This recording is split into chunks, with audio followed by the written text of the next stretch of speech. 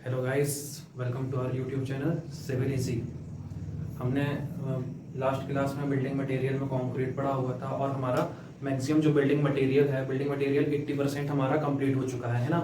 और जो हमारा बिल्डिंग मटेरियल में जो हमारा लास्ट टॉपिक कंक्रीट था, कंक्रीट के बाद जो हमारे रिमेनिंग टॉपिक बचे हुए थे वो कौन कौन से टॉपिक बचे हुए थे। कंक्रीट का कुछ पार्ट बचा हुआ है, कंक्रीट के बाद हमारा ग्लास बचा हुआ है, पेंट बचा हुआ है, स्टील बचा हुआ है और प्लास्टिक बचा हुआ है ना।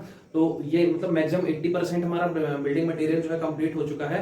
तो जो रिमेनिंग टॉपिक है उसके नोट्स जो है हमारे टेलीग्राम ग्रुप में पड़े हुए हैं, है ना। तो आप टेलीग्राम ग्रुप जो है ज्वाइन कर सकते हैं और उससे जो रिमेनिंग नोट्स है, क्योंकि उन रिमेनिंग नोट्स से जो है बहुत कम मार्क्स आते हैं एग्जाम पे, है ना। बहुत कम मार्क्स का एग्जाम में आता है, लेकिन फिर भी यदि आप उन नोट्स को पढ़ना चाहते हैं तो आप उसको टेलीग्राम से डाउनलोड करके और देख सकते हैं, ठीक है।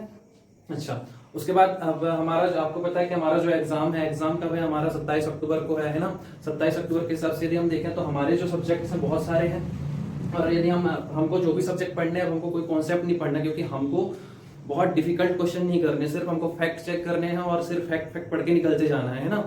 तो हम वही करेंगे कि हम सिर्फ फैक्ट जो हमको डेटा है वो आपको बार बार वीडियो देखना है और आपको डेटा याद करते जाना है ना। बार बार देखोगे तो अपने आप जो है डेटा याद होता जाएगा, कोई कॉन्सेप्ट नहीं। क्वेश्चंस यदि बहुत ज्यादा लेंथी है तो क्वेश्चंस को छोड़ देना, क्योंकि हमको पता है कि पूरे 100 मार्क्स लाना टेक्निकल में पॉसिबल है ही नहीं है ना। आप ये कोशिश कर सकते हो कि आप आराम से 70 to 75 या बोल सकते हैं 65 से 70 मार्क्स आसानी से गेन कर सकते हैं, सिर्फ एवरेज पढ़ाई कर, है ना। ज्यादा डिटेल में नहीं पढ़ना है, ज्यादा कॉन्सेप्ट नहीं पढ़ना है, ज्यादा न्यूमेरिकल्स नहीं लगाने, क्योंकि वहां पर हमारे पास कैलसी होता नहीं है, और जब कैलसी नहीं होगा तो कैलकुलेशन यदि करने जाएंगे तो क्वेश्चन छोड़ जाएंगे। तो सबसे पहली चीज है कि हमको सिर्फ जो इजी वाले क्वेश्चन है उनको पकड़ना है, जब वो हो जाएंगे हमारे उसके बाद हमको कैलकुलेशन वाले क्वेश्चन पे जाना है, ठीक है। तो हम सबसे पहले बिल्डिंग मटेरियल, जो सब्जेक्ट जितने ज्यादा मार्क्स का है अब उनको पहले पढ़ना स्टार्ट करो। जैसे बिल्डिंग मटेरियल आप प्लेलिस्ट में जाकर पूरी पढ़ सकते हैं, 80% बिल्डिंग मटेरियल हमारा कंप्लीट है। उसके बाद जो हमारा थ्योरेटिकल सब्जेक्ट है हमारा एनवायरमेंट में यदि हम बात करें तो जो एनवायरमेंट है हमारा जनरली एग्जाम पे बहुत बड़ा है एनवायरमेंट, और एनवायरमेंट जो एग्जाम पे आता है 6 से 7 नंबर का आता है। तो एनवायरमेंट जो हमको पढ़ना है मैक्सिमम से मैक्सिमम इसको 6 से 7 घंटे या 6 से 7 मार्क्स का आता है, तो हम ज्यादा से ज्यादा 7 या 8 घंटे इसको पढ़ेंगे और पढ़ के मैक्सिमम इसका डाटा याद करने की कोशिश करेंगे, ठीक है। तो एनवायरमेंट में यदि हम बात करें तो हमारा जो एनवायरमेंट है, एनवायरमेंट जो है चार पार्ट में डिवाइड है, जिसपे से सबसे ज्यादा क्वेश्चन जो पूछे जाते हैं वाटर सप्लाई इंजीनियरिंग से पूछे जाते हैं, है ना। तो इसको हमको सबसे ज्यादा टाइम देना है वाटर सप्लाई इंजीनियरिंग को, अप्रोक्सीमेट 4 से 5 घंटे में इसको पढ़ना है ना। वेस्ट वाटर की यदि हम बात करें तो वेस्ट वाटर को देखो एसएससी के पॉइंट ऑफ व्यू से, बहुत बड़े एग्जाम के लिए नहीं बोल रहा हूं मैं, एसएससी के लिए जो इंपॉर्टेंट चीज है हमको सिर्फ वही पढ़नी है। तो वेस्ट वाटर को यदि हम बात करूं तो इसको भी हमको 3 से 4 घंटे पढ़ना है, इसको 1 घंटे और इसको 30 मिनट या 45 मिनट इसको ही पढ़ सकते हैं। इतना पढ़ के हमको एनवायरमेंट को छोड़ देना है। इससे जो भी क्वेश्चन आएंगे, देखो न्यूमेरिकल्स तो ज्यादा आते नहीं है एनवायरमेंट से, है ना। सीधे सीधे थ्योरेटिकल क्वेश्चन आते हैं, उनको डायरेक्ट क्लिक करना है और निकल जाना है, लेकिन इसका डेटा याद होना चाहिए। डेटा बहुत पूछा जाता है एनवायरमेंट से। जो 6-7 नंबर के क्वेश्चन हमारे आएंगे उसमें से हमारा 1 या 2 न्यूमेरिकल आएंगे, जैसे सेडिमेंट्री टैंक के बारे में उसका न्यूमेरिकल आ सकता है हमारा, है ना। फिल्ट्रेशन टैंक वगैरह का न्यूमेरिकल आ सकता है, बहुत छोटे छोटे न्यूमेरिकल्स होते हैं, लेकिन हम उनको नहीं करेंगे क्योंकि कैलकुलेशन उनकी लेंथ होती है, क्योंकि हमारे पास कैलसी नहीं होता, है ना। तो हम कोशिश करेंगे कि हमारे 6 नंबर में से जो 4 नंबर है हमारे जो फैक्ट आएंगे वो हमारे सारे क्लियर हो जाए उन्हीं में से, है ना। तो एनवायरमेंट में हमको इसी तरीके से पढ़ना है, कम से कम 4 से बोल सकते हैं 8 से 10 घंटे में हमको एनवायरमेंट फिनिश कर देनी है ना। और इतना ही पढ़ना है एग्जाम के लिए। तो एनवायरमेंट में सबसे पहले हम देखेंगे हमारे जो टॉपिक है कौन कौन से। वेस्ट वाटर इंजीनियरिंग है ना। उसके बाद वाटर सप्लाई इंजीनियरिंग है, सॉलिड वेस्ट है, और उसके बाद हमारा पॉल्यूशन है ना। तो सबसे पहले हम देखेंगे इस पे से कि हमारा जो वाटर सप्लाई है, वाटर सप्लाई में कौन कौन से चैप्टर आते हैं। तो बेसिकली वाटर सप्लाई इंजीनियरिंग में 4 चैप्टर हैं आपके। वाटर डिमांड हो गया हमारा, उसके बाद हमारा कैरेक्टरिस्टिक्स हो गई हमारी वाटर की, उसके बाद हमारा ट्रीटमेंट यूनिट्स देख लेंगे, ट्रीटमेंट यूनिट्स के बाद हमारा डिस्ट्रीब्यूशन सिस्टम आ जाएगा, है ना। तो इसको हमको 3 से 4 घंटे में फिनिश कर देना। उसके बाद हमारा जो वेस्ट वाटर ट्रीटमेंट है, वेस्ट वाटर ट्रीटमेंट में भी हमारी 3-4 यूनिट है, इससे वेस्ट वाटर की कैरेक्टरिस्टिक्स चेक करना, सीवेज सिस्टम को देखना हमारा, और सीवेज ट्रीटमेंट यूनिट पढ़नी है ना। और क्या क्या चीजें सैनिटरी में यूज होती है वो सारी चीजें हमको देखनी है। उसके बाद सॉलिड वेस्ट मैनेजमेंट बहुत छोटा सा टॉपिक है, और हमारा पॉल्यूशन में एयर पॉल्यूशन और नॉइज पॉल्यूशन, इससे हमेशा बहुत छोटा सा टॉपिक है, लेकिन इनमें से एक क्वेश्चन हर साल आ जाता है ना। तो इनको छोड़ना नहीं है, 1 नंबर का है, आप आसानी से पढ़ सकते हैं। जितना कोशिश हो सकता है मैं उतनी जल्दी आपका सिलेबस एनवायरमेंट का फिनिश करने की फिनिश करके दूसरा सब्जेक्ट स्टार्ट करेंगे हम, है ना। तो सबसे पहले इस पे बेसिक इन्फॉर्मेशन देख लेते हैं कि एनवायरमेंट इंजीनियरिंग है क्या। तो एनवायरमेंट इंजीनियरिंग में बेसिकली हमको सिविल इंजीनियरिंग में हमको वाटर की स्टडी करना है ना। वाटर की स्टडी करना है, तो मैक्सिमम जो हमारा पोर्शन है वाटर के बारे में है। उसके बाद फिर थोड़ा सा मतलब 5% जो भाग है हमारा सॉलिड वेस्ट का है और पॉल्यूशन का है, ठीक है। अच्छा, इन्वायरमेंट इंजीनियरिंग की यदि हम बात करें तो हमारे यदि बात करते हैं कि गवर्नमेंट ऑफ इंडिया जो है पूरा इंजीनियरिंग डिपार्टमेंट देखती है, जिसपे हम यदि देखते हैं कि गवर्नमेंट ऑफ इंडिया जिसके अंतर्गत हमारी ministry of environment forest act आता है, environment of ministry of environment forest जो है इसी के अंतर्गत आती है गवर्नमेंट ऑफ इंडिया के, और गवर्नमेंट ऑफ इंडिया ने ही कुछ नॉर्म्स बनाए हैं एनवायरमेंट प्रोटेक्शन के लिए, है ना। तो कौन कौन से एक्ट आए हैं इसी के अंतर्गत, 1974 में एक एक्ट आया था water pollution prevent and control act, है ना, जिसमें ये बात बताया गया था किस तरीके से वाटर पॉल्यूशन को रोका जाना है, किस तरीके से कंट्रोल करना है, ये था इस एक्ट के अंतर्गत। उसके बाद इसी एक्ट को फिर बाद में 1986 में फिर से आया और इसका नाम किया गया एनवायरमेंट प्रोटेक्शन एक्ट। बहुत आईएमपी एग्जाम में कई बार सीधे सीधे इन एक्ट से क्वेश्चन आ जाते हैं, है ना। इसी का नाम होता है, इसी को हम कहते हैं एनवायरमेंट प्रोटेक्शन एक्ट को ही कहते हैं हम नो राइट टू अपील, है ना। जो इसने बोल दिया उस पर कोई अपील नहीं कर सकते, जो है सही है। नेक्स्ट है हमारा hazardous material management and handling rule, है ना, तो ये सॉलिड वेस्ट से रिलेटेड है ये वाला। उसके बाद यदि हम इंजीनियरिंग डिपार्टमेंट में बात करें, बहुत बेसिक इंफॉर्मेशन है ना। इंजीनियरिंग डिपार्टमेंट में यदि हम बात करते हैं तो इंजीनियरिंग डिपार्टमेंट में हमारे पास सेंट्रल में अलग डिपार्टमेंट होते हैं और हमारे स्टेट में अलग डिपार्टमेंट होते हैं। तो सेंट्रल में जो डिपार्टमेंट होते हैं सीपीडब्ल्यू, जिसमें रोड कंस्ट्रक्शन, बिल्डिंग कंस्ट्रक्शन, ये सारे वर्क आते हैं। Post and telegraph construction department हो गया, एमईएस डिपार्टमेंट हो गया, मिलिट्री इंजीनियरिंग सर्विस, एनटीपीसी हो गया, है ना, एनटीपीसी हो गया नेशनल थर्मल पावर कॉर्पोरेशन, और उसके बाद एनएचपीसी हो गया national hydro electric power corporation, और इंडियन रेलवे हो गया। ये किसके अंतर्गत आ जाएगा, हमारा सेंट्रल डिपार्टमेंट के अंतर्गत, ये सेंट्रल गवर्नमेंट के अंतर्गत। नेक्स्ट यदि हम बात करते हैं स्टेट गवर्नमेंट की, तो स्टेट गवर्नमेंट के अंतर्गत कौन कौन से डिपार्टमेंट आते हैं, पीडब्ल्यूडी आता है, जैसे यहाँ पर पीडब्ल्यूडी चलता है, स्टेट में हमारा पीडब्ल्यूडी चलता है, इरिगेशन डिपार्टमेंट हो गया, स्टेट इलेक्ट्रिसिटी डिपार्टमेंट हो गया, सोशल वेलफेयर डिपार्टमेंट हो गया, और एनवायरमेंट के लिए जो आईएमपी हमारा पीएचई मतलब public health engineering department. Public health engineering department हमारा किसको देखता है, water supply and sanitary engineering work. तो मैक्सिमम जो हमारा 90% पोर्शन है किसके अंतर्गत आता है, हमारा पब्लिक हेल्थ इंजीनियरिंग डिपार्टमेंट के अंतर्गत आता है। यहाँ तक की चीज क्लियर है। अब हम जो है स्टार्ट करेंगे वाटर सप्लाई, और वाटर सप्लाई में बेसिकली मैं इंट्रो दे देता हूँ वाटर सप्लाई का, कि हमको क्या करना है। हमको एक टाउन है, एक टाउन पे हमको क्या करना है, वाटर की सप्लाई करनी है। तो वाटर की सप्लाई करने के लिए क्या क्या सोर्स, वाटर कहाँ से लेके आएंगे, कितनी उसकी पॉपुलेशन होगी, उन सारी चीजों को हम डिजाइन करेंगे किस पे, वाटर सप्लाई इंजीनियरिंग में। वाटर सप्लाई इंजीनियरिंग में भी हमारा जो सबसे पहला जो चैप्टर होगा पॉपुलेशन फोरकास्टिंग या वाटर डिमांड, है ना। वाटर डिमांड मतलब कितना वाटर लगना है और किस पॉपुलेशन के लिए कितना वाटर यूज होना है ना, वो सारी चीज हम देखेंगे इस पर। और फिर उसके बाद हम जो हम सोर्स से वाटर लेके आ रहे हैं, हम उसकी कैरेक्टरिस्टिक्स चेक करेंगे कि उस पर हमको ट्रीटमेंट करने की जरूरत है या कि कौन कौन से ट्रीटमेंट करने हैं। जब हम कैरेक्टरिस्टिक्स चेक कर लेंगे तो उसके बाद हम क्या करेंगे, उसकी कैरेक्टरिस्टिक्स चेक करने के बाद उसकी जो एक्सेप्टेबल लिमिट रहेगी, यदि उससे ज्यादा वैल्यू आएगी तो फिर हमको क्या करना पड़ेगा, अलग अलग ट्रीटमेंट यूनिट्स प्रोवाइड करनी पड़ेगी। जब हम ट्रीटमेंट यूनिट्स दे देंगे, हमारा पानी जब साफ हो जाएगा तो हमको क्या करना पड़ेगा, उस वाटर को हमको डिस्ट्रीब्यूशन सिस्टम पे, मतलब हमको क्या ओवरहेड टैंक में या जो जहां पर भी हमको वाटर को पहुंचाना है, सबसे पहले तो हम रिजर्व सोर्स से वाटर लेके आ गए और उसको हमने टेस्ट कर लिया। टेस्ट करने के बाद हमने उसको ट्रीट कर दिया, और ट्रीट करने के बाद हम उस वाटर का क्या करेंगे, उसको हम ओवरहेड टैंक या सम्प में स्टोर करने के बाद फिर हम उसका डिस्ट्रीब्यूशन कर देंगे। तो ये सारा का सारा हमारा वाटर सप्लाई इंजीनियरिंग के अंतर्गत आ जाएगा। नेक्स्ट है हमारा वेस्ट वाटर। वेस्ट वाटर में हम अब जो हमने वाटर सप्लाई किया, अब वही वाटर हमारा घरों से वापस निकलेगा, और उस वाटर की कैरेक्टरिस्टिक्स चेक करके हम क्या करेंगे, उस वाटर के बारे में फिर से उसका ट्रीटमेंट कर देंगे, है ना।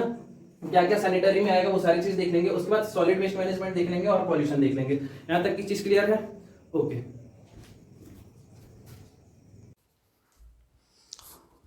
हम स्टार्ट करेंगे सबसे पहले हमारी first unit water demand, its sources and conveyance से, है ना। तो इस पे सबसे पहले हम देखेंगे, हमको सिर्फ फैक्ट कवर करते हुए चलना है, जो कि एग्जाम के लिए आईएमपी है ना। तो जो इस पे मैं जो बता रहा हूँ, इस पे से डायरेक्ट सीधे क्वेश्चन आएंगे और उनको हमको डायरेक्ट टिक करके आना है ना।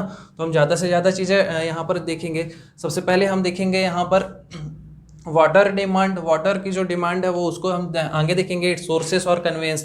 यदि हम कोई भी वाटर प्रोजेक्ट लगा रहे हैं ना, हमको किसी टाउन को वाटर देना है, तो हमको क्या करना पड़ेगा, सबसे पहले वहाँ की पॉपुलेशन पता करनी पड़ेगी कि पॉपुलेशन कितनी है। उस हिसाब से फिर हम वहाँ पर क्या करेंगे, वाटर की सप्लाई करेंगे। अच्छा, अब पॉपुलेशन के हिसाब से हम वाटर को तो सप्लाई कर देंगे, लेकिन पॉपुलेशन भी जानने से पहले हमको ये पता करना पड़ेगा कि हम वाटर लेके कहाँ से आएंगे। तो वाटर कहाँ से लेके आएंगे, हमको कोई सोर्स ढूंढना पड़ेगा। हमारी रिवर हो सकती है ना, या कैनाल, या कहीं से भी हम वाटर, जो सोर्स है हमारा, वहाँ से वाटर लेके आएंगे। और वाटर लाने के बाद हमको पॉपुलेशन पता होनी चाहिए, जिसकी सहायता से हम क्या कर, पॉपुलेशन पता होनी चाहिए जिससे हम क्या करेंगे, उस टाउन को हम उतना वाटर दे पाएंगे उस पॉपुलेशन के हिसाब से, है ना। तो उसके लिए हमको क्या करना पड़ेगा, सबसे पहले हमको जो ट्रीटमेंट यूनिट्स हैं उनको डिज़ाइन करना पड़ेगा। तो उन यूनिट्स को डिज़ाइन करने से पहले हमको पता होना चाहिए कि उनको हम कितने ईयर के लिए डिज़ाइन कर दें, है ना, क्योंकि पॉपुलेशन के हिसाब से हम क्या करेंगे, उनको डिसाइड करेंगे कि कितने ईयर के लिए हमको इसको डिज़ाइन करना है। तो जनरली यदि हम देखेंगे तो सबसे पहले हम देखेंगे इस पर डिज़ाइन पीरियड से एग्जाम में क्वेश्चन आ जाता है डायरेक्ट, है ना।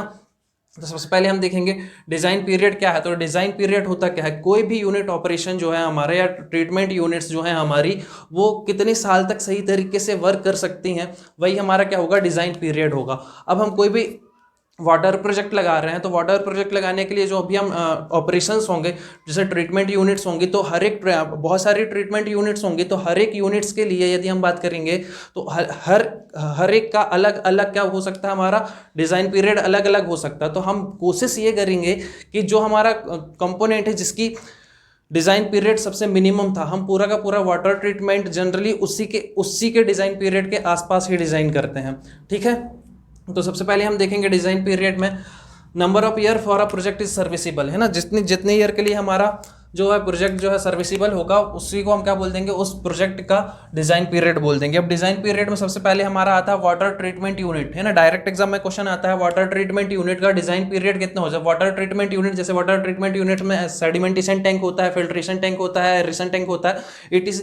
तो ये बहुत सारे टैंक्स हैं या बहुत सारी यूनिट्स हैं, उसके बारे में बोला है कि उसका डिज़ाइन पीरियड जनरली कितना होता है, जनरली 15 ईयर उसका डिज़ाइन पीरियड होता है। नेक्स्ट यदि हम बात करते हैं सर्विस रिजर्वायर, सर्विस रिजर्वायर मतलब जहाँ से हम वाटर को, मतलब सोर्स से हम वाटर लाकर स्टोर जहां पे करते हैं, जैसे हमारा वाटर अंडर वाटर टैंक हो गया या ओवरहेड टैंक हो गया, है ना। ये सारे के सारे, जैसे सम्प हो गया, ये सारे के सारे किस में आ जाएंगे, सर्विस रिजर्वायर। और इसका जो डिजाइन पीरियड हो जाएगा वो कितना हो जाएगा, 15 ईयर हो जाएगा।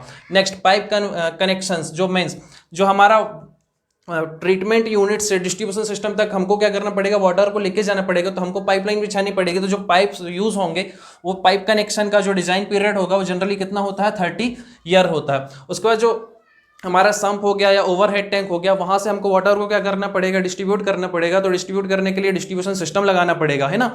तो डिस्ट्रीब्यूशन सिस्टम के लिए जो हमारा डिजाइन पीरियड होता है जनरली कितना होता है, 30 ईयर, है ना। तो यदि मैं टोटली बात करूं तो ये हमारा 15 ईयर 30 ईयर 30 ईयर। यदि मैं बात करूं तो जो हमारा वाटर सप्लाई प्रोजेक्ट है, जनरली जो हमारा वाटर सप्लाई प्रोजेक्ट है, इसका यदि मैं बात करूं, इसका जो डिजाइन ईयर होता है वो कितना होता है जनरली, है ना। फिक्स नहीं है कि इतना ही होगा, लेकिन जनरली हम 20 ईयर मानकर चलते हैं, ठीक है। अच्छा, ये तो हमने डिज़ाइन पीरियड डिसाइड कर लिया कि यदि हम इन चीज़ों को बना रहे हैं तो हम इतने साल के लिए इनको डिज़ाइन करेंगे, है ना। इसके बाद ये हमारे इनके खराब होने की संभावना बढ़ जाती है ना। तो इनका ये डिज़ाइन पीरियड सेलेक्ट हो गया। अब हमको क्या करना पड़ेगा, किसी भी टाउन के लिए हमको डिज़ाइन तो हो गई, अब हमको क्या करना पड़ेगा, वहाँ की पॉपुलेशन देख से चेक करनी पड़ेगी कि पॉपुलेशन कितनी है। तो क्योंकि पॉपुलेशन के हिसाब से तो हमको क्या करना पड़ेगा, इनको डिज़ाइन करना पड़ेगा, है ना। और उतना उस पॉपुलेशन के हिसाब से हमको वाटर चाहिए, और उस वाटर के हिसाब से हमको इन सारी चीज़ों को, ट्रीटमेंट यूनिट्स को जितनी भी हैं, उन सबको डिज़ाइन करना पड़ेगा। तो डिज़ाइन के लिए हमारे पास, पॉपुलेशन फोरकास्टिंग के लिए हमारे पास बहुत सारे मेथड्स हैं, लेकिन जनरली 4 मेथड्स के बारे में पढ़ते हैं। जनरली वैसे यदि देखेंगे तो बुक में इसके बारे में 7 मेथड्स दी हुई हैं अलग अलग, लेकिन हम जो मेन मेथड है सिर्फ उनके बारे में पढ़ेंगे, है ना। पॉपुलेशन फोरकास्टिंग में हमको क्या करना है कि यदि हम इनको 15 ईयर के लिए डिजाइन कर रहे हैं, 20 ईयर के लिए वाटर प्रोजेक्ट को डिजाइन कर रहे हैं, जब 20 ईयर के लिए वाटर प्रोजेक्ट को डिजाइन कर रहे हैं, तो हमको आज की पॉपुलेशन पता है, लेकिन हम यदि इसको बनाए तो ऐसा तो नहीं कि 1 साल के लिए बना दिया, अगले साल फिर से डिजाइन कर लेंगे, ऐसा तो नहीं होगा। तो हम इसको जनरली 20 साल के बाद, 20 साल तक के लिए डिजाइन कर रहे हैं, तो हमको अप्रॉक्सीमेट 20 साल के बाद की हमको क्या पॉपुलेशन पता होनी चाहिए। उसी के हिसाब से हम क्या कर रहे हैं, उसी के लिए हमको क्या करना पड़ रहा है, पॉपुलेशन फोरकास्टिंग पढ़ना पड़ रहा है कि हम फ्यूचर की जो पॉपुलेशन होगी उसकी गणना करने की कोशिश कर रहे हैं। तो उसके लिए हमारे पास बेसिक जो है मेन 4 मेथड है। सबसे पहली है arithmetical increase method, geometric mean या uniform increase method, next incremental increase method, और नेक्स्ट है डिक्रीज रेट मेथड। इस पर यदि हम बात करें तो हमको जो एसएससी के एग्जाम पे है, बेसिकली देखें तो हमको इन 2 मेथड से ही न्यूमेरिकल्स आते हैं, है ना। बाकी जो तीसरी और चौथी मेथड है, ये जनरली मेंस के एग्जाम पे पूछी जाती हैं, क्योंकि काफ़ी लेंथी होती हैं थोड़ी सी, है ना। तो हम अभी इन्हीं को देखेंगे जो हमारे एग्जाम के लिए अभी IMP है। Arithmetical increase method, arithmetical increase method की यदि मैं बात करूँ तो अर्थमेटिकल इंक्रीज मेथड किसके लिए होती है, लार्ज एरिया के लिए होती है, या बोल सकते हैं जहाँ पर ओल्ड सिटी है, जहाँ पर हमारी पॉपुलेशन जो है अब बढ़ने की संभावना खत्म हो चुकी है, वहाँ पर, या बोल सकते हैं जहाँ पर अब स्कोप नहीं है एक्सपांसन का, है ना, तो उस जगह पर ओल्ड सिटी पे या लार्ज सिटी पे वहाँ पे हम क्या यूज़ करते हैं, अर्थमेटिकल इंक्रीज मेथड यूज़ करते हैं। अर्थमेटिकल इंक्रीज मेथड में फॉर्मूला होता है हमारा P N equal to P naught plus N X bar. अब इसको किस तरीके से, पी एन मतलब मेरे को जिस ईयर की पॉपुलेशन, जिस ईयर की फोरकास्ट करनी है वो हमारा पी एन हो जाएगा। पी नॉट क्या हो जाएगा, हमारा प्रेजेंट की पॉपुलेशन जो हमको पता है ना। एन बार क्या हो जाएगा, नंबर ऑफ डिकेड्स, और एक्स बार क्या हो जाएगा हमारा, एक्स बार हमारा हो जाएगा एवरेज इंक्रीज रेट, है ना। तो इसका हम न्यूमेरिकल देख लेते हैं। हमारे पास ये क्वेश्चन है, हमारे पास यूज अर्थमेटिकल मीन मेथड, और हमको ये बोला है कि हमको जो पॉपुलेशन निकालनी है 2011 की पॉपुलेशन निकालनी है ईयर की, और हमको जो ये रेड कलर से लिखा है ये हमारा क्वेश्चन है, ठीक है। अब इस पर यदि हम देखें तो हमको क्वेश्चन पे गिवन है 1981 की पॉपुलेशन गिवन है, 1991 की पॉपुलेशन गिवन है, और 2001 की हमको पॉपुलेशन गिवन है, और हमको बोल दिया 2011 की पॉपुलेशन निकालने के लिए। तो हम इसको सॉल्व कर लेंगे। किस तरीके से सॉल्व करेंगे, हमको पता है हमको निकालना क्या है, हमको पी एन मतलब 2011 पता करना है, पी नॉट मतलब हमारी जो लास्ट नॉन पॉपुलेशन है, मतलब 2001 की जो पॉपुलेशन है कितनी है, 2,30,000, ये हमको पता है ना। अब हमको n निकालना है और x बार निकालना है ना। तो n निकालने के लिए हमारा क्या है, n मतलब क्या, नंबर ऑफ डिके। तो इसको निकालने के लिए हम क्या कर देंगे, जो हमको निकालनी है 2011 में से 2001 को माइनस कर देंगे और 10 से डिवाइड कर देंगे, है ना। एक डिके में जनरली 10 ईयर, तो उसी हिसाब से हम 10 से डिवाइड कर देंगे, तो n की वैल्यू क्या आ जाएगी, 1 आ जाएगी। उसके बाद हमको चाहिए x बार, तो x बार निकालने के लिए हमको x1 और x2 निकालने पड़ेंगे, मतलब हमको इंक्रीज रेट कितना इंक्रीज हो रहा है उसको देखना पड़ेगा। तो पॉपुलेशन कितनी इंक्रीज हो रही है, यहाँ पर 2 लाख से हमारी 2,10,000 हो गई, तो हमारी पॉपुलेशन कितनी इंक्रीज हुई है, 10,000। उसके बाद यदि 1991 से 2001 पे देखेंगे तो हमारी पॉपुलेशन कितनी इंक्रीज हुई है, 2,10,000 से 2,30,000, मतलब 20,000 हमारी पॉपुलेशन इंक्रीज हुई है। अभी मैं क्या करूंगा, जो ये हमारी पॉपुलेशन इंक्रीज हुई है उसको मैं उसका एवरेज निकाल लूंगा। तो उसका एवरेज जब निकालेंगे तो इसको सम करने पर 30,000 आ जाएगा, और इसका एवरेज निकालेंगे तो 15,000 आ जाएगा, है ना। यहाँ से हमारा एक्स बार निकल गया। अब इस एक्स बार की वैल्यू को हमको इस फॉर्मूले में पुट कर देना है। फॉर्मूले में पुट करेंगे तो हमको पी एन मतलब 2011 निकालना है, पी नॉट मतलब 2,30,000, हमको ये वैल्यू पता है। उसके बाद यदि मैं बात करता हूँ एन बार, तो एन की वैल्यू हमारी 1 है, और यदि बात करूँ एक्स बार की, तो एक्स बार की वैल्यू हम निकाल चुके हैं 15,000, है ना। जैसे हमारा इसको सॉल्व कर लेंगे, और इससे एग्जाम पे क्वेश्चन जनरली एसएससी जेई में पूछा जाता है, ठीक है।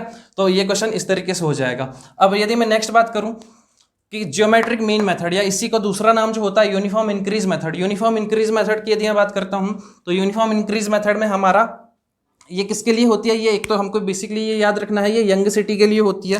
मतलब यंग सिटी का मतलब क्या है कि ऐसी सिटी जहां पर डेवलपमेंट अभी बाकी है, पॉपुलेशन आने के मतलब पॉपुलेशन के इंक्रीज होने का स्कोप है ना, एक्सपांसन का स्कोप है, वहां पर लार्ज स्कोप ऑफ एक्सपांसन, वहां पर हम किसका यूज करते हैं, ज्योमेट्रिक मीन मेथड का यूज करते हैं।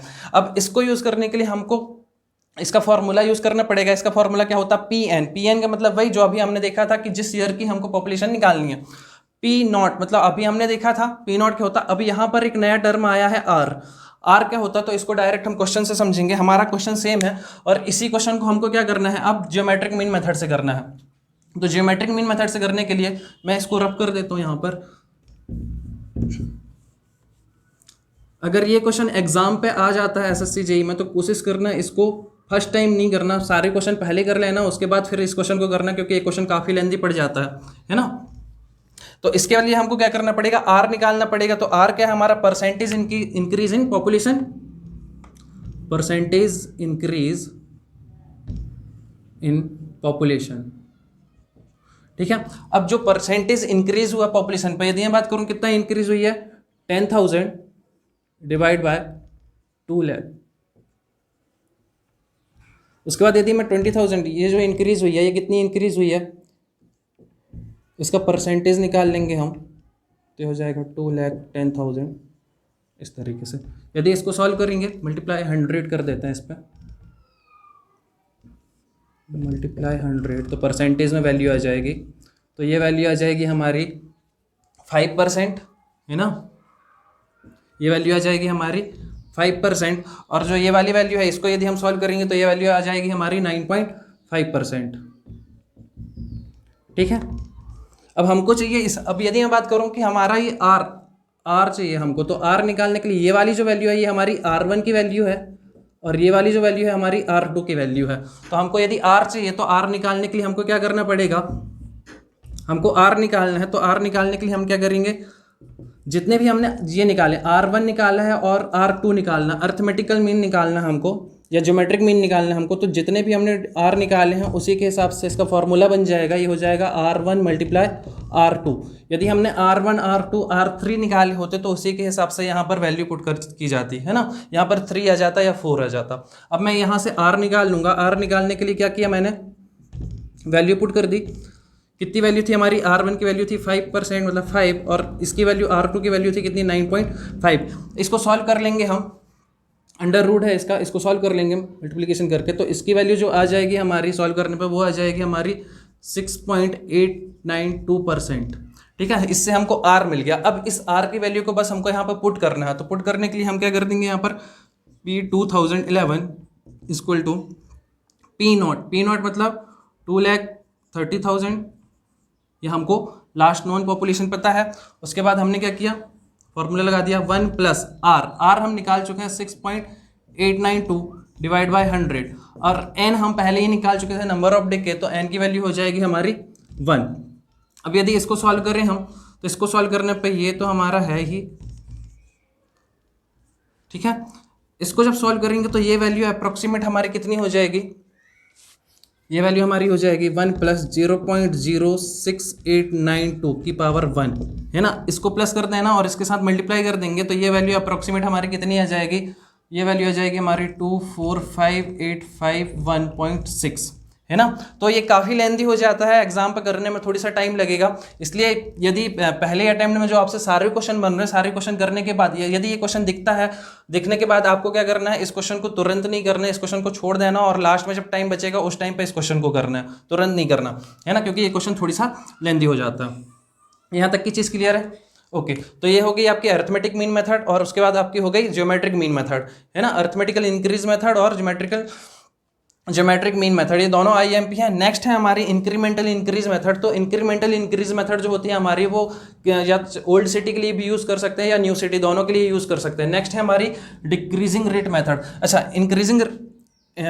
इंक्रीमेंटल इंक्रीज मेथड का हम क्या कर सकते हैं, इंक्रीमेंटल इंक्रीज मेथड का फॉर्मूला देख सकते हैं, लेकिन वो फॉर्मूला भी एग्जाम पे आज तक आया नहीं है, है ना। यदि आप चाहें तो मैं इसका फॉर्मूला लिख देता हूँ इंक्रीमेंटल इंक्रीज मेथड का, ठीक है। इंक्रीमेंटल इंक्रीज मेथड का जो फॉर्मूला है हमारा इसका, ये है हमारा Pn equal to P0 plus n x bar plus n plus 1 by 2 y bar, है ना। अब जैसे हमने x बार निकाला उसका भी हमको एवरेज निकालना पड़ेगा, तो वो हमारा हो जाएगा y बार, है ना, और उस हिसाब से हम इसको सॉल्व कर लेंगे। तो जनरली ये बहुत ज़्यादा बड़ा हो जाएगा, ये नहीं आएगा एग्जाम पे।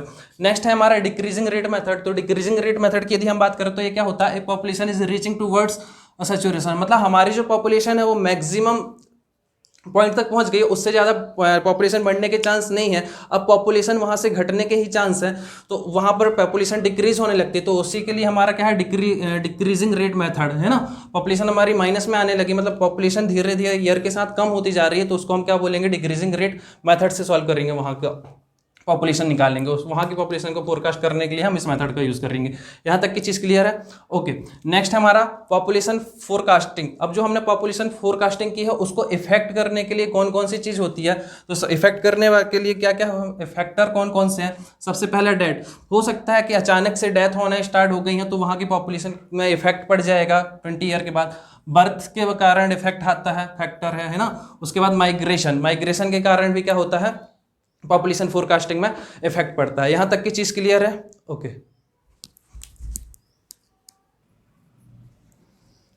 नेक्स्ट अब आगे हम देखेंगे वाटर डिमांड। वाटर डिमांड में हम देखेंगे कि हमको वाटर की ज़रूरत कहाँ कहाँ पर है, कितनी कितनी डिमांड है वाटर की। तो यदि हम बात करें सबसे पहले डोमेस्टिक वाटर डिमांड, है ना, घरों में हमको कितना वाटर यूज़ होता है, तो जनरली जो टोटल वाटर सप्लाई का 50 to 60% हमको डोमेस्टिक वाटर में यूज़ में होता है, डोमेस्टिक वाटर में यूज़ होता है ना।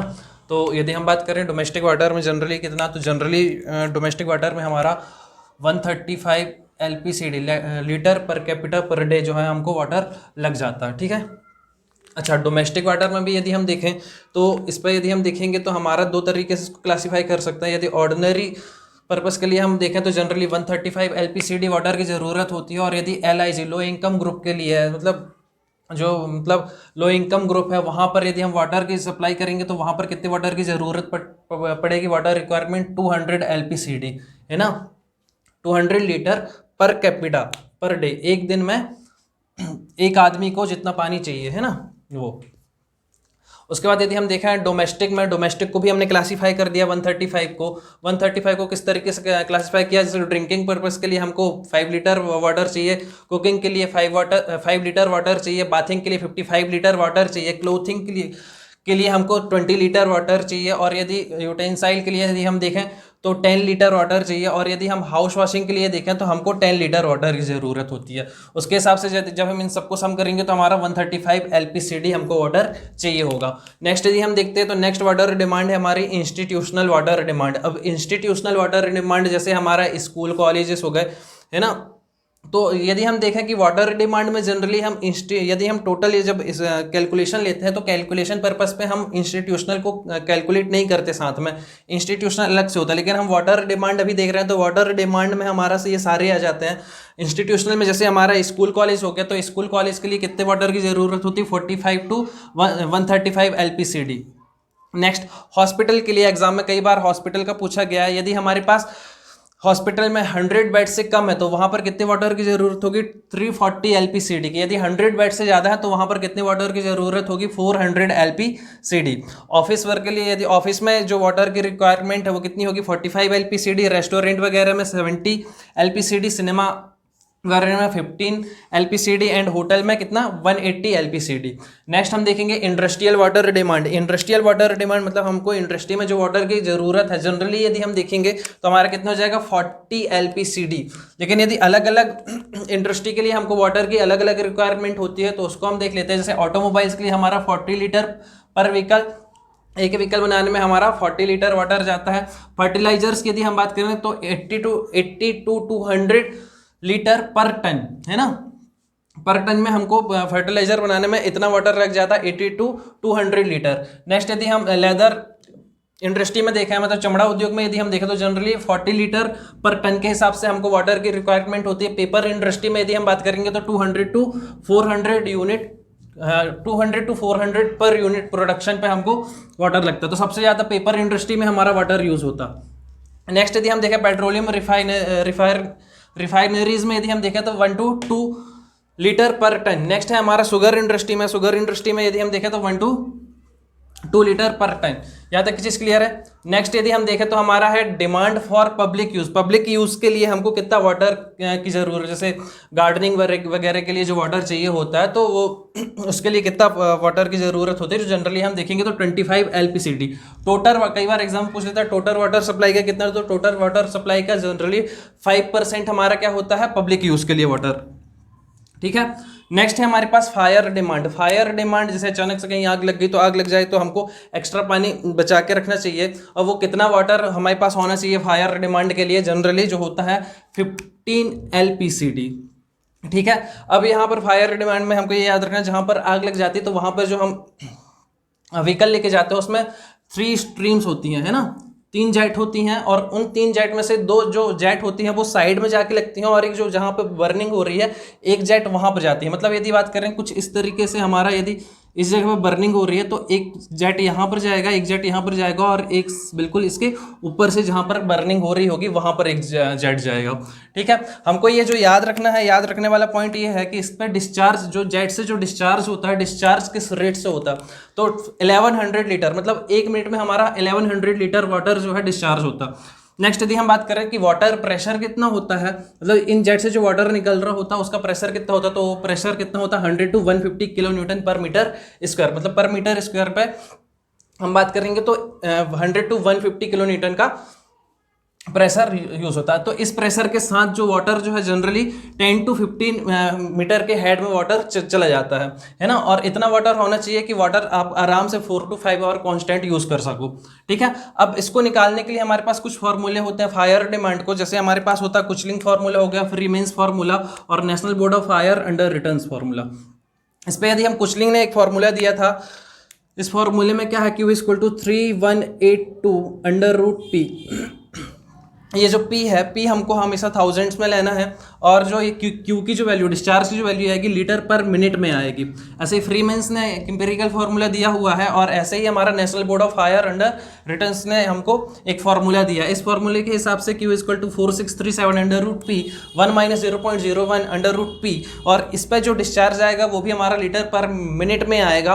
और हमको ये याद रखना है कि ये फार्मूला तभी यूज़ होगा जब पॉपुलेशन हमारी कितनी 2 लाख से यदि कम है तो हम इस फार्मूले को यूज़ करेंगे, और यदि हमारी पॉपुलेशन 2 लाख से ज़्यादा है तो हम फिर बाद में इस फार्मूले को यूज़ ना करके हम सीधे सीधे से डिस्चार्ज कितना लेंगे, 54600 लीटर पर मिनट। यहाँ तक की चीज़ क्लियर है? ये फर्स्ट कुट में हो गया, ठीक है। नेक्स्ट यदि हम देखें, नेक्स्ट है हमारे पास water demand for losses and theft, है ना। तो जो लॉसेस एंड थेफ्ट के लिए जो वाटर है वो कितना यूज़ होता है जनरली, तो हम कितना लेते हैं 55 LPCD। कितना लेते हैं 55 LPCD। तो ये टोटल वाटर सप्लाई का कितना होता है, अप्रोक्सीमेट 15% होता है टोटल वाटर सप्लाई का। अब यदि मैं बात करूं कि जो हमको एवरेज इंडियन टाउन में जो वाटर की रिक्वायरमेंट है वो कितनी होती है, तो मैंने बोला था कि इंस्टीट्यूशनल को छोड़ देंगे, है ना, और जो सारे हैं उन सबको सम कर लेंगे। तो हमारा डोमेस्टिक वाटर डिमांड जो है 135 LPCD हो गया हमारा, है ना। इंडस्ट्रियल वाटर डिमांड हमारा 40 LPCD हो गया, डिमांड फॉर पब्लिक यूज हमारा 25 LPCD हो गया, और फायर डिमांड हमारा 15 LPCD, and losses and theft के लिए जो हम वाटर यूज होगा 55। इन सबको जब हम सम कर देंगे तो हमारे पास एवरेज इंडियन टाउन के लिए जो वाटर की रिक्वायरमेंट है वो निकल के आ जाएगी हमारी 270 LPCD, है ना, 270 litre per capita per day. ऐसे यदि हम बात करें इंडियन स्टैंडर्ड कोड के हिसाब से, तो इंडियन स्टैंडर्ड कोड के हिसाब से यदि हम बात करेंगे तो मैक्सिमम जो वाटर रिक्वायरमेंट की लिमिट है वो कितनी है हमारी 335 LPCD। यहाँ तक की चीज़ क्लियर है? ओके। नेक्स्ट हम देखेंगे per capita demand. Per capita demand क्या है कि एक दिन में एक इंसान को कितने पानी की ज़रूरत है, उसी को हम क्या बोलेंगे, per capita demand. Per capita मतलब कितने लीटर पानी की ज़रूरत है एक दिन में, ठीक है। तो यदि हमको इसको निकालना है तो हमको पूरे टाउन की हमने देखा था अभी बहुत सारे टाइप के हमने डिमांड देख ली थी, वाटर डिमांड देख ली। तो जो साल भर जो वाटर यूज़ हुआ है ना, वाटर जो लग रहा है उसको हमने उसका टोटल किया, है ना। तो total yearly water required for city, जो total water required total city के लिए उसको लेंगे हम, और उसको यदि हम 365 से डिवाइड कर देंगे तो हमको क्या मिल जाएगा, हमको एक दिन का वाटर मिल जाएगा। और यदि हमको एक इंसान के लिए निकालना है तो हम क्या करेंगे, हम टोटल जो पॉपुलेशन है उससे डिवाइड कर देंगे तो पर हेड निकल के आ जाएगा। तो पर कैपिटा डिमांड हमारा निकल के आ जाएगा कि कितना लीटर वाटर की ज़रूरत है, तो LPCD में निकल जाएगा, है ना। अब यहाँ पर हम देखेंगे फैक्टर कौन कौन से इफेक्ट करते हैं पर कैपिटा डिमांड को। तो कौन कौन से फैक्टर हैं हमारे जो पर कैपिटा डिमांड को इफेक्ट करते हैं। सबसे पहला हमारा साइज ऑफ सिटी। यदि हमारी सिटी का साइज ज़्यादा होगा तो हमारी जो डिमांड है, डिमांड भी क्या हो जाएगी, ज़्यादा हो जाएगी। जैसे एग्जांपल पे यदि हम देखें, ये एग्जांपल पूछा जाता है कि पॉपुलेशन जो हमारी है, पॉपुलेशन यदि हमारी 20,000 से कम है तो जो हमारा पर कैपिटा डिमांड होता है वो कितना होता है हमारा 110 लीटर, या बोल सकते हैं 110 LPCD। 20K से यदि 50K तक है तो 110 150 बोलेंगे। यदि 50K से यदि 200K तक है तो जो हमारा पर कैपिटा डिमांड हो जाएगा वो कितना हो जाएगा 240 से 275 LPCD। यदि 2 लाख से 5 लाख तक है तो उसके लिए हो जाएगा 275 से 335 LPCD। और यदि हमारी पॉपुलेशन ग्रेटर देन 10 लाख है तो उसके लिए जो हमारे पास पर कैपिटा डिमांड हो जाएगी वो कितनी हो जाएगी 335 टू 360। ठीक है, यहाँ तक की चीज़ क्लियर है? ओके। नेक्स्ट जो हमारा फैक्टर है जो इफेक्ट करता है क्लाइमेटिक कंडीशन। क्लाइमेटिक कंडीशन की यदि हम बात करें तो यदि हमारा जैसे विंटर के टाइम पे हमको वाटर कम यूज़ होगा, और यदि हम समर के टाइम पे बात करते हैं तो वाटर ज़्यादा यूज़ होगा, तो उस हिसाब से हमारा पर कैपिटा डिमांड इंक्रीज हो जाएगा। नेक्स्ट यदि हम देखें type of gentry and habits of people. Gentry मतलब हाई क्लास प्रोफाइल पर्सन, जैसे यदि हाई क्लास या कम्युनिटी है तो उसके लिए हमारा ज़्यादा वाटर डिमांड होगा, है ना।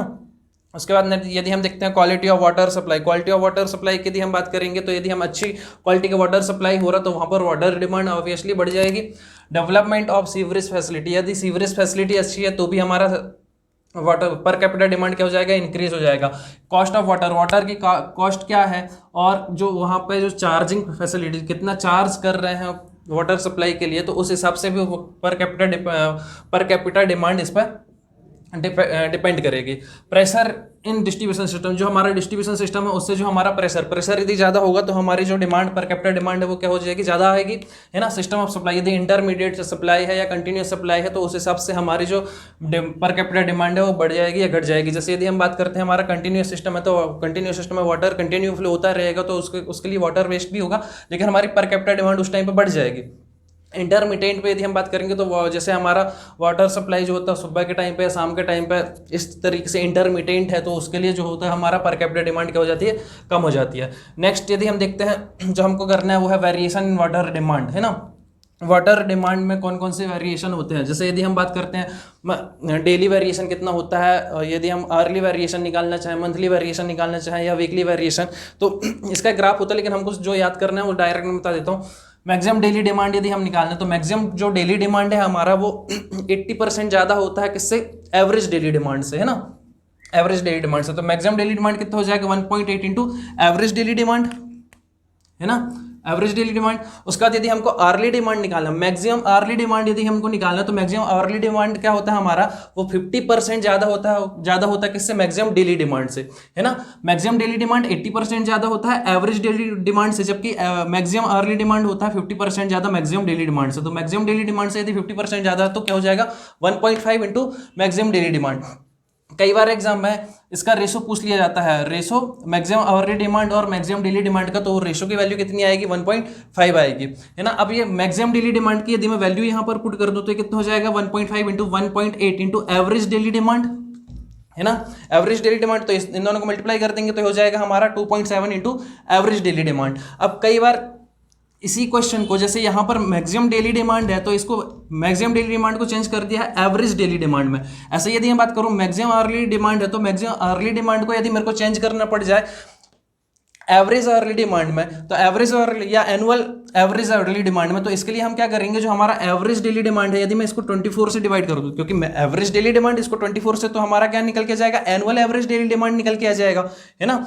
Annual average daily early demand निकल के आ जाएगा। यहाँ पर देखना जो ये देखो डेली डिमांड तो उस डेली डिमांड का एवरेज है, और यदि हम 24 से डिवाइड कर देंगे तो हमारा एनुअल एवरेज अर्ली डिमांड निकल के आ जाएगा। तो कई बार एग्जाम पे इसका रेशो ही पूछ सकता है, मैक्सिमम अर्ली डिमांड और एनुअल एवरेज अर्ली डिमांड का रेशो कितना होगा, तो 2.7 आएगा।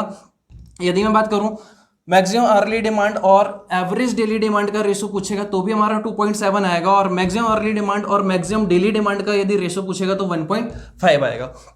नेक्स्ट यदि हम बात करते हैं हमारा maximum weekly demand, maximum weekly demand कितना हो जाएगा, 1.4 इंटू एवरेज वीकली डिमांड, है ना, हमको ये फैक्टर याद रखना है। उसके बाद मैक्सिमम मंथली डिमांड की यदि हम बात करें तो मैक्सिमम मंथली की कितना हो जाएगा, 1.28 एवरेज मंथली डिमांड। यहां तक की चीज क्लियर है, ओके। नेक्स्ट आगे हमारे पास, नेक्स्ट हमारा कोइंसिडेंट ड्राफ्ट। कोइंसिडेंट ड्राफ्ट क्या होता है कि जैसे हमारी पाइपलाइन है उस पर अचानक से क्या हो जाए, दूसरी पाइपलाइन आके जुड़ गई, तो अचानक से उस पर डिस्चार्ज हो गया, है ना, तो उसी को हम क्या बोल देते हैं, कोइंसिडेंट ड्राफ्ट। अचानक से किसी दूसरा डिस्चार्ज आके हमारी पाइपलाइन पे आके मिल गया तो उसी को हम बोल देते हैं कोइंसिडेंट ड्राफ्ट। तो कोइंसिडेंट ड्राफ्ट क्या होता है हमारा, तो ये होता है हमारा maximum daily demand plus fire demand. यदि हम मैक्सिमम डेली डिमांड मतलब क्या हो जाएगा, 1.8 इंटू एवरेज डेली डिमांड, है ना, और यदि हायर डिमांड और मैक्सिमम डेली डिमांड इन दोनों का सम कर दें तो हमको क्या मिल जाएगा, कोइंसिडेंट ड्राफ्ट मिल जाएगा। एक टर्मिनोलॉजी है जो बार बार एग्जाम में पूछी जाती है। नेक्स्ट हमारा पीक फैक्टर। अब हम जैसे देखते हैं कि हमने जो पाइपलाइन जो हम बोल सकते हैं कि हमारा जो वाटर सप्लाई स्कीम है, जब इसको डिज़ाइन कर रहे हैं तो इस पर अलग अलग वेरिएशंस देखने को मिल रहे हैं। जैसे यदि हमने देखा अभी जो अलग अलग फैक्टर आ रहे थे, फ्लक्चुएशन अलग अलग आ रहे थे, वीकली अलग आ रहे थे, सीजनल अलग आ रहे थे, पर डे के हिसाब से अलग आ रहे थे, आवर के हिसाब से अलग अलग फ्लक्चुएशन आ रहे थे। तो इन फ्लक्चुएशन को ओवरकम करने के लिए हमने क्या ले लिया, पीक फैक्टर को ले लिया, और पीक फैक्टर को रिलेट कर दिया हमने पॉपुलेशन से, है ना। यदि पॉपुलेशन हमारी क्या है, यदि हमारी पॉपुलेशन बढ़ती जाएगी तो पीक फैक्टर हमको क्या लेना पड़ेगा, कम लेना पड़ेगा। जैसे यदि हम बात करें, ये डेटा है, इससे एग्जाम पे क्वेश्चन आता है, पॉपुलेशन यदि हमारी 50,000 के पास तक है तो हमारा जो पीक फैक्टर हम कंसिडर करेंगे वो कितना कंसिडर करेंगे, 3। उसके बाद यदि हमारी पॉपुलेशन 50,000 टू 2 लाख है तो हम कितना पीक फैक्टर कंसिडर करेंगे, 2.5। यदि हमारी पॉपुलेशन ग्रेटर है 2 लाख से तो उस टाइम पे हम पीक फैक्टर लेंगे 2, है ना।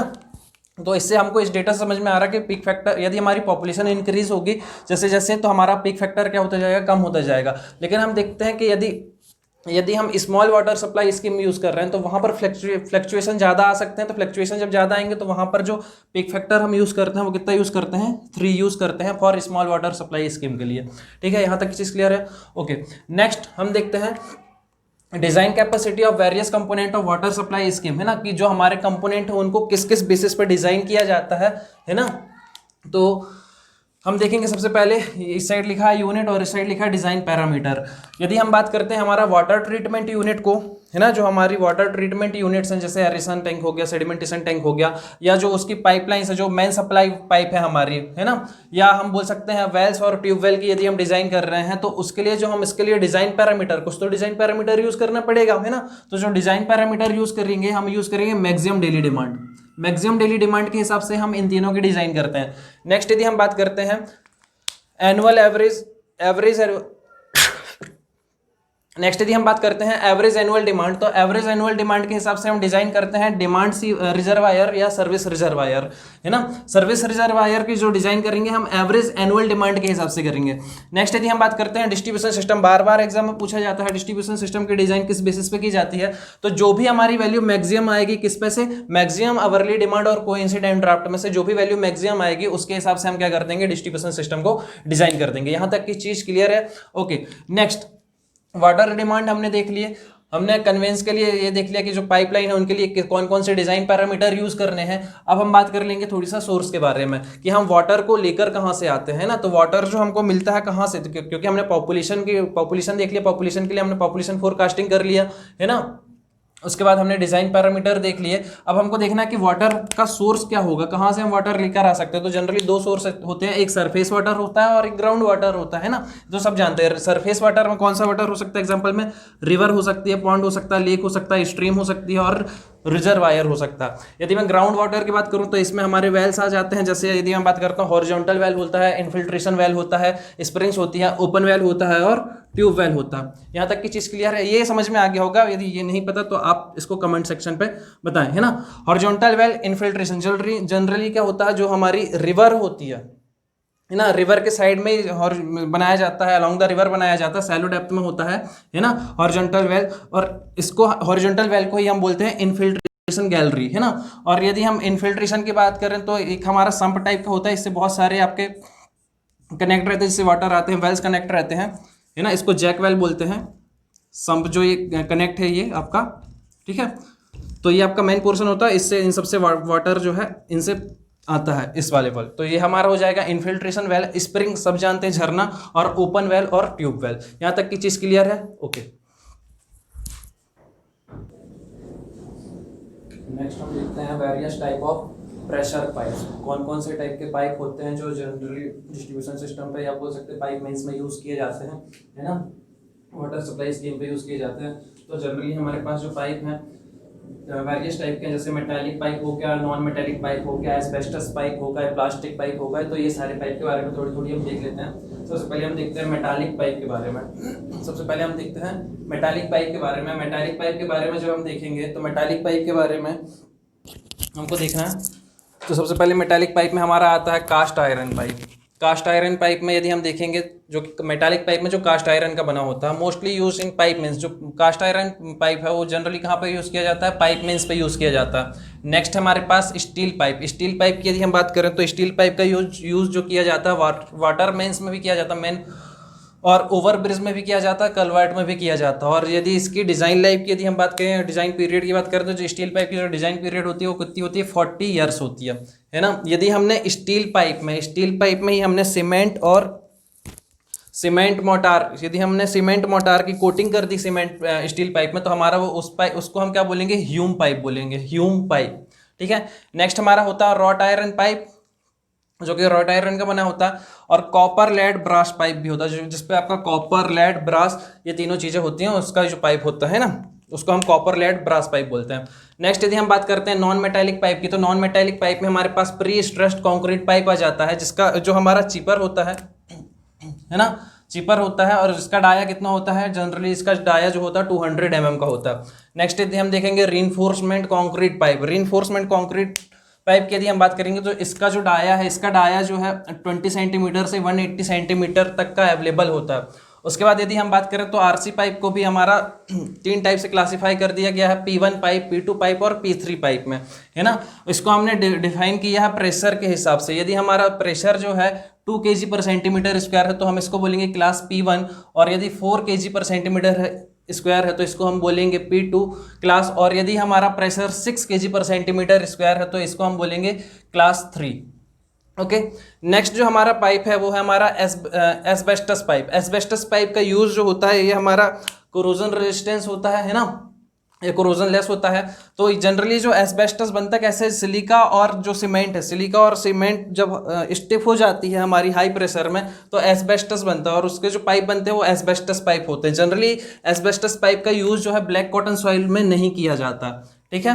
नेक्स्ट हमारे पास प्लास्टिक पाइप। प्लास्टिक पाइप की यदि हम बात करते हैं तो प्लास्टिक पाइप में हमारे पास होता है यूपीवीसी, है ना। यूपीवीसी का फुल फॉर्म क्या होता है, अनप्लास्टिसाइज्ड पॉलीविनाइल क्लोराइड पाइप, है ना। इसका जो डाया ये मार्केट में जो अवेलेबल होता है 15 mm से 150 mm के डाया में अवेलेबल होता है, और इसकी जो खास बात होती है ये हाई प्रेशर में यूज़ नहीं किया जाता, है ना।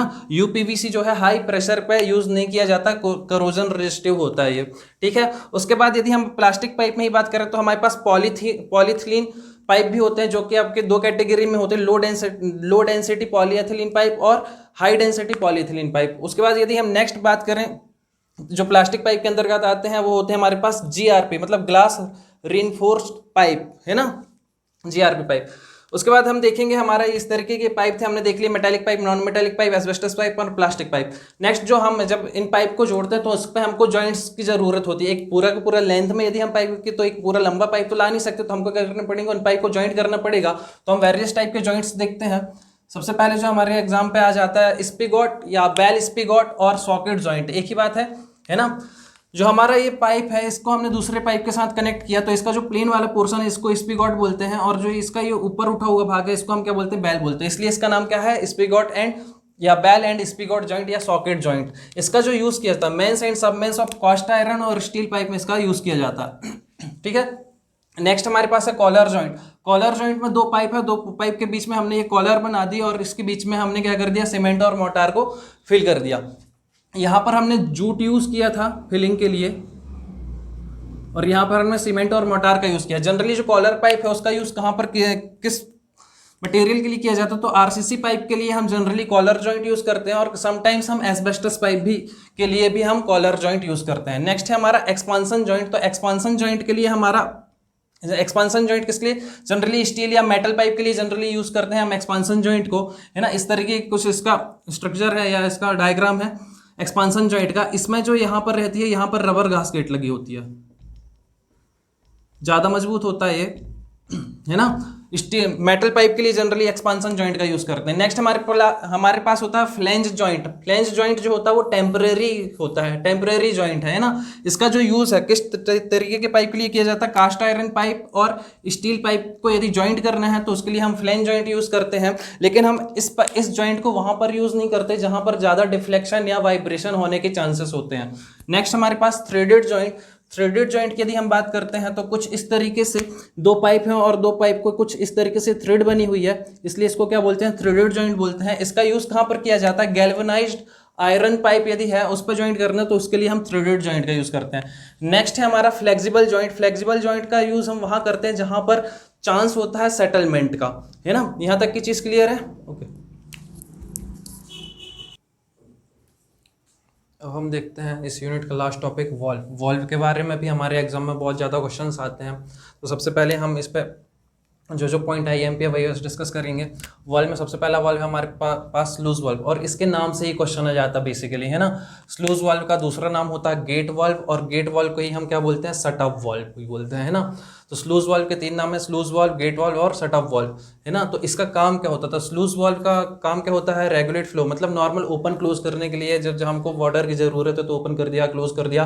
तो जनरली जो स्लूज वॉल्व है तो फ्लो को रेगुलेट करने के लिए जो है हमारा स्लूज वॉल्व का यूज किया जाता है। और इसको जो लोकेट या कहाँ पर लगाया जाता है स्लूज वॉल्व, तो एक तो स्टार्टिंग में ही लगाया जाएगा स्लूज वॉल्व, या बोल सकते हैं कि जहाँ पर हमको कंट्रोल करना है फ्लो को वहाँ पर, है ना। तो इसको जनरली समिट पॉइंट पे ही प्रोवाइड किया जाता है। समिट पॉइंट पे इसलिए प्रोवाइड किया ताकि हम आसानी से क्या कर सकें, उसका फ्लो को रेगुलेट कर सकें, ओपन और क्लोज, क्योंकि वहां पर प्रेशर क्या होता है, लो होता है, इसलिए जनरली समिट पॉइंट पे यूज किया जाता है। नेक्स्ट यदि हम बात करते हैं, हमारे पास एक है हमारे पास एयर वाल्व, या इसी को हम बोलते हैं एयर रिलीफ वाल्व। तो नाम से समझ में आ रहा है एयर वाल्व या एयर रिलीफ वाल्व। तो जब हमारे पास एयर का प्रेशर ज्यादा हो जाएगा तो वहां पर हमको क्या करना पड़ेगा, एयर के प्रेशर को कम करने के लिए या खत्म करने के लिए हमको एक वाल्व लगाना पड़ेगा, तो जो कि क्या कर देगा, एयर प्रेशर को रिलीज कर देगा। तो air pressure to relieve air pressure, air pressure को रिलीव करने के लिए हमारे पास क्या होता है, एयर वाल्व होता है। और इसकी लोकेशन भी कहाँ पर होती है, ये समिट पॉइंट में। जनरली जो स्लूज वाल्व होता है हमारा, उसके साइड में, दोनों साइड, जैसे हमारा ये है, जैसे यदि हम बात करें कि ये हमारा एक रिजर्वायर है, ये एक हमारा डैम बना है, इससे हमने एक पंपिंग स्टेशन यहाँ से लेकर आए, ये पैन स्टॉक है हमारा, और इससे हमने पंपिंग स्टेशन से एक ही हमने एक पाइपलाइन बिछा के रखी हुई है, और बीच में हमारा एक ये बीच में माउंटेन आ गया है ना। तो इस माउंटेन के कारण अब हम इसको डायरेक्ट इसको काट के तो बनाएंगे नहीं पाइपलाइन, हमने इसको क्या कर दिया, इसके ऊपर से बिछा दिया।